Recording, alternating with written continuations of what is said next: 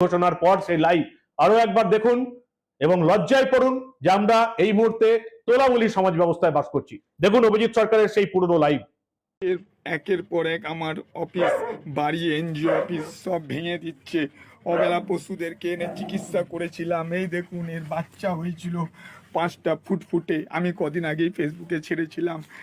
কলকাতা বেলেঘাট অঞ্চলে 30 নম্বর ওয়ার্ড স্বপন সমাদার ও পরেশ পালের নেতৃত্বে নারকেলডাঙ্গা পুলিশের সামনে দাঁড়িয়ে বাড়ি ঘরদোর সব ভাঙচুর করে দিল। কতগুলো কুকুর, নিরীহ কুকুরকে এরা পিটিয়ে মেরে দিল। এরা কি মানুষ? আমি জানি না কি করে লাইভ করতে, আমি জানি না। এই ভিডিওটার মাধ্যমে আপনাদেরকে জানাচ্ছি এরকম অত্যাচার কেন করছে এরা। যে জিতুক, যে যেভাবে রাজনীতিকে সাপোর্ট করুক, আমার কোনো আপত্তি নেই। মুড়ি মুড়কির মতন বোম ফেলছে, মুড়ি মুড়কির মতন এরা কুকুরদের মারছে। আমার ঘরদোর সব, গাড়ি ঘরদোর সব ভাঙচুর করে দিল, এনজিও অফিস ভাঙচুর করে দিল।